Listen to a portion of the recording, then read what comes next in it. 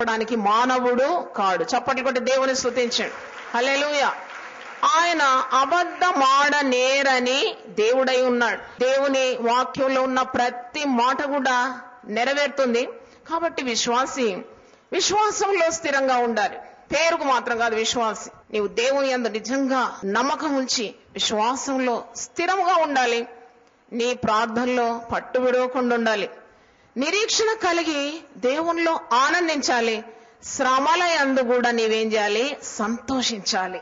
పరిశుద్ధ గ్రంథంలో భక్తులు కూడా కొన్నిసార్లు విసిగిపోయినారు, వేసారిపోయినారు. దేవుని యొద్ద మొరపెడుతూ ఆశ విడిచిన పరిస్థితులు చాలా ఉన్నాయి వాక్యంలో. వారు ప్రార్థన చేసి అలసిపోయి వారి ప్రాణం కృంగిపోయినప్పుడు వారు విలపించడం, వారు కృషించిపోవడం, ఇలాంటివి జరగడం సహజమే. కానీ దేవుడు వారిని తిరిగి బలపరుస్తాడు. దేవుడు వారికి చేయూతనిస్తాడు, వారిని స్థిరపరుస్తాడు, వారికి అభయం ఇస్తాడు, ధైర్యం ఇస్తాడు. తగిన సమయమందు తగిన సహాయాన్ని దేవుడు తన బిడ్డలకు తప్పకుండా ఇస్తాడు. దేవునికి స్తోత్రం. 42వ కీర్తనలో మీరు చూసినప్పుడు ఇక్కడ 3వ వచనం, నీ దేవుడు ఏమాయనని వారు నిత్యము నాతో అనుచుండగా రాత్రింబగళ్ళు నా కన్నీళ్లు నాకు అన్న పానములాయ. చూడండి, ప్రార్థనకు వస్తున్నావు, ఉపవాసం చేస్తున్నావు. నీ తోటి విశ్వాసులు, నిన్ను గమనించే అన్యులు నిన్ను అడుగుతూ ఉంటారు, నువ్వు ఇంత కాలం నుండి ప్రార్థన చేస్తున్నావు, మరి నీకు జవాబు ఎందుకు రావడం లేదు? నీ పరిస్థితుల్లో మార్పు ఎందుకు రావడం లేదు? ఎందుకు నీ స్థితిగతులు మారడం లేదు? ఎందుకు మార్పు లేదు నీ జీవితంలో? నువ్వు చేసే ప్రార్థనలు ఏమవుతున్నాయి? నీ దేవుడు ఏమవుతున్నాడు? నీ దేవుడు ఎక్కడున్నాడని అడుగుతారు. అప్పుడు తప్పకుండా నీకు కన్నీళ్ళు వస్తాయి, నీవు విసిగిపోతావు, ఏడుస్తావు, నీరసించిపోతావు. ఈరోజు ప్రభువు నీతో మాట్లాడుతున్నాడు. తన కొరకు కనిపెట్టు వారిలో ఎవరు కూడా సిగ్గునొందరు. చప్పట్లు కొట్టి దేవుని స్తుతించండి. హల్లెలూయా. కనుక వాక్యంలో చూసినప్పుడు 42వ కీర్తన 5వ వచనం, నా ప్రాణము నాలో కరిగిపోతున్నది, నా ప్రాణమా నీవేళ కృంగి ఉన్నావు, నాలో నీవేళ తొందరపడుచున్నావు. దేవుని యందు నిరీక్షణ ఉంచు. తల ఎత్తువాడు దేవుడే.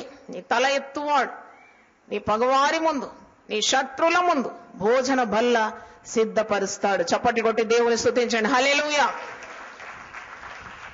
నీవు ప్రార్థనలో విసుకకూడదు. నీవు నిత్యము ప్రార్థన చేయాలి, ఎడతెగకుండా ప్రార్థన చేయాలి. కొర్నేలి ప్రార్థనలు, ధర్మకార్యాలు, దేవుని సన్నిధిలో ధూపార్తిగా నిలబడినవాడు. దేవుని బిడ్డలు చేసే ప్రార్థనలు ఎప్పుడు కూడా నిష్ఫలం కావు, నిరర్ధకం కావు. ప్రతి ప్రార్థన, కొన్నిసార్లు నువ్వు ప్రార్థన చేసి మర్చిపోతావు, కానీ దేవుడు ఏనాడు నీ ప్రార్థనలు, నీ మొరను మరవడు. నువ్వు చేసిన ప్రార్థనలు జాబితా అతని దగ్గర ఉంది. నీవు కార్చిన కన్నీళ్ళ ఆ యొక్క బొట్లు కూడా తన బుడ్డిలో భద్రంగా దాచిపెట్టి ఉన్నాడని 56వ కీర్తన 8వ వచనంలో ఉంది. కాబట్టి నిరీక్షణ కలిగి సంతోషించాలి. ఈరోజు సందేశం పేరు దేవుని కార్యముల కొరకు విశ్వాసి కనిపెట్టి ఉండడం. దేవుని కార్యముల కొరకు కనిపెట్టాలి. ఈ రోజుల్లో చూస్తే అన్ని హడావుడి దినాలే. ఏదైనా కానీ తొందరగా కార్యాలు జరిగిపోవాలి. ఇన్స్టెంట్ కదా, మనం వింటుంటాం, ఇన్స్టెంట్ కాఫీ అంట. నిమిషాల్లో, ఒక్క సెకండ్ లో అన్ని కార్యాలు జరిగిపోవాలి. దేవుని పద్ధతులు అలాంటివి కావు. ప్రతిదానికి ఒక సమయం అంటూ ఉందని ప్రసంగి గ్రంథం 3వ అధ్యాయం 1వ వచనంలో ఉంది. ప్రతిదానికి సమయము కలదు. నువ్వు కొన్ని కార్యాల కొరకు ప్రార్థన చేస్తున్నావు, జవాబు ఎందుకు రావడం లేదు? ఎన్ని సంవత్సరాలైంది? నా సమస్య పరిష్కారం ఏది? ఎన్నాళ్ళు నేను ప్రార్థన చేయాలి? ఎన్నాళ్ళు నేను ఉపవాసం ఉండాలి? ఎన్నాళ్ళు ఈ కన్నీరు నాకు? ఎన్నాళ్ళు ఈ జీవితం ఇలాగూ నేను ముందుకు తీసుకొని వెళ్ళాలి అని నీవు ప్రశ్నలు అడుగుతున్నావు. అందుకే దేవుడు ఈ వాక్యం నీ కొరకు సిద్ధపరిచినాడు. ప్రతి దానికి సమయం కలదు. ఆకాశం క్రింద ప్రతి ప్రయత్నమునకు సమయము కలదు. హల్లెలూయా చెప్పండి ఒకసారి. హల్లెలూయా. ప్రతి ప్రయత్నానికి కూడా సమయం కలదు. దేవుని సమయం సంపూర్ణమైనది. అంటే ఇక్కడ వాక్యంలో 3:17, ప్రతి ప్రయత్నమునకు ప్రతి క్రియకును తగిన సమయం ఉన్నదనియు, నీతిమంతులకును దుర్మార్గులకును దేవుడే తీర్పు తీర్చుననియు నా హృదయంలో నేను అనుకుంటేనే. అంటే ప్రతి కార్యానికి, ప్రతి ప్రయత్నానికి, ప్రతి క్రియకు ఒక సమయము ఉన్నది అని జ్ఞాని అయిన సొలొమోను గమనిస్తున్నాడు. 11వ వచనం చూడండి, దేని కాలమందు అది చక్కగా ఉండునట్లు సమస్తమును ఆయన నియమించి ఉన్నాడు. మనము ప్రయత్నాలు చేస్తూ ఉంటాం. ప్రయత్నాలు చేసి దాని ఫలితం కొరకు ఎదురు చూడకుండా దేవునిలో మనం విశ్వాసం ఉంచి కనిపెడుతూ ప్రార్థన చేయాలి. మనము ప్రార్థన చేస్తున్నాం, మన వ్యాజ్యాన్ని దేవునికి అప్పగిస్తూ ఉన్నాం. దాని ఫలితాలు తొందరగా రావాలని కాదు, దేవుడు తగిన సమయమందు ఆ ప్రార్థనకు జవాబిస్తాడని ఓపికతో మనం కనిపెట్టడం నేర్చుకోవాలి. కొన్నిసార్లు మనం మంచి పనులు చేస్తూ ఉంటాం, ఎవరు గుర్తించరు. దేవుని కొరకు ఎంతో ఇస్తూ ఉంటాం, అది ఎవరు లెక్కలోకి తీసుకొని రారు. కానీ ప్రతి కార్యాన్ని, ప్రతి ప్రయత్నాన్ని దేవుడు చూస్తూ ఉన్నాడు. నీకు తగిన కాలం అందు ఆయన పంటనిస్తాడు. వాక్యంలో చూసినప్పుడు గలతీయులకు రాసిన పత్రిక 6వ అధ్యాయం 9వ వచనములు, మేలు చేయుటయందు మీరు విసుకక ఉండిన యెడల తగిన కాలమందు మీరు పంటను కోస్తారు. మేలు చేయుటయందు నువ్వు విసుకక ఉండిన యెడల తగిన కాలమందు నీవు పంటను కోస్తావు. పునరుద్ధారుడైన ప్రభు మనలో ఉన్నాడు, మనకు తోడై ఉన్నాడు. ఆ పునరుద్ధాన శక్తి మనలో మరి ఎంతగానో ఉన్నది. కనుక మనం చేసే ప్రయత్నాలకు ఆ పునరుద్ధాన బలం తోడుగా ఉంది. 1 కొరింథీ 15వ అధ్యాయము ఇక్కడ 57, 58 మనం చూద్దాం.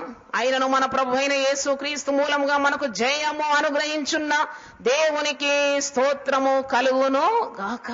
మనకందరికి కూడా జయం అనుగ్రహిస్తున్న దేవుడున్నాడు. ఆ దేవునికి ఏం కలగాలి? స్తోత్రము కలుగును గాక. 58 కాగా నా ప్రియ సహోదరులారా, మీ ప్రయాసము ప్రభువునందు వ్యర్థము కాదని ఎరిగి స్థిరులను కదలని వారును ప్రభు కార్యాభివృద్ధి అందు ఎప్పటికీ ఆసక్తులనై ఉండుడి. హల్లెలూయా. మన ప్రయాసం వ్యర్థం కాదు, అది మనం తెలుసుకోవాలి. కనుక మన కార్యాల్లో మనం స్థిరులుగా ఉండాలి, కదలని వారుగా ఉండాలి. ప్రభు యొక్క కార్యాభివృద్ధి అందు ఎప్పటికీ ఆసక్తులై ఉండాలి. ఎందుకంటే తగిన కాలమందు దేవుడు అవన్నీ కూడా లెక్కలోకి తీసుకొని వస్తాడు. కొన్నిసార్లు కొందరు నలిగిపోతూ ఉంటారు, బాధపడుతూ ఉంటారు. కీర్తన 9లో చూసినప్పుడు కీర్తనకారుని అనుభవం మనకు తెలుస్తుంది.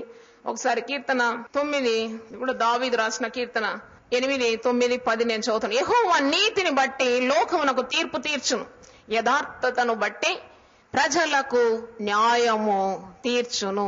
నీతిని బట్టి తీర్పు తీరుస్తాడు, నీ యథార్థతను బట్టి నీకు న్యాయము దేవుని యొద్ద ఉన్నది అనే సంగతి మర్చిపోకూడదు. నలిగిన వారికి తాను మహాదుర్గమగును, ఆపత్కాలంలో వారికి మహాదుర్గమగును. యెహోవా నిన్ను ఆశ్రయించు వారిని నువ్వు విడిచిపెట్టు వాడవు కావు. చప్పట్లు కొట్టి దేవుని స్తుతిద్దాం. హల్లెలూయా. నీ కన్నుల నుండి ఉలికి కన్నీరు ఎవరికి కనబడడం లేదు. నీ భర్తకే తెలియదు నువ్వు పడే బాధలు, నీ భార్యకే తెలియదు నువ్వు పడే బాధలు, భర్త పడే బాధలు, పిల్లలకు తెలియదు తల్లిదండ్రులు చేసే ప్రయాసం, కష్టం. కానీ ప్రతిదీ కూడా దేవుడు లెక్కలోకి తీసుకొస్తాడనే గొప్ప కార్యం మనం గమనించాలి. ఆయనను ఆశ్రయించే వారిని ఆయన ఏనాడు విడిచిపెట్టే దేవుడు కాడు. దేవునికి స్తోత్రం. కావున ఆయన నామమెరిగిన వారు ఆయనను నమ్ముకుంటారు. యెహోవా నామము బలమైన దుర్గం, నీతిమంతుడు అందులోకి పరిగెత్తి సురక్షితంగా ఉంటున్నాడు. దేవునికి స్తోత్రం కలుగును గాక. దేవుని వాక్యాలన్నీ కూడా నీ హృదయంలో పదిలపరచుకోవాలి. నీ హృదయంలో దేవుని వాక్యం సమృద్ధిగా నివసించాలి. దేవుని వాక్యం నీ హృదయంలో పదిలపరుచుకున్నప్పుడు నీకు ధైర్యం వస్తుంది, శక్తినిస్తుంది, నీ సర్వ శరీరానికి ఆరోగ్యం ఉంటుంది, నీకు సమస్త జ్ఞానాన్ని మించిన దేవుని సమాధానం ఉంటుంది. యెషయా గ్రంథం 40వ అధ్యాయము కొన్ని వచనాలు మనం చూసినప్పుడు ఎలా దేవుని యందు కనిపెట్టేవారు బలం పొందుకుంటారు, శక్తి పుంజుకుంటారు, ఈ వాక్యాలు మనకు తెలియజేస్తుంది. యెషయా 40, 28 నుండి 31 వచనాలు నేను చదువుతున్నాను. నీకు తెలియలేదా, నీవు వినలేదా, భూదిగంతములను సృజించిన యెహోవా నిత్యుడగు దేవుడు. 28వ వచనం, నీకు తెలియలేదా, నీవు వినలేదా, భూదిగంతములను సృజించిన యెహోవా నిత్యుడగు దేవుడు. ఆయన సొమ్మసిల్లడు, అలయడు, ఆయన జ్ఞానమును శోధించుట అసాధ్యం. ఆహా, దేవుని బుద్ధి జ్ఞాన బాహుళ్యము ఎంతో గొప్పది. హల్లెలూయా. ఆయన జ్ఞానాన్ని శోధించుట సాధ్యం. సొమ్మసిల్లిన వారికి బలమిచ్చువాడు ఆయనే, శక్తి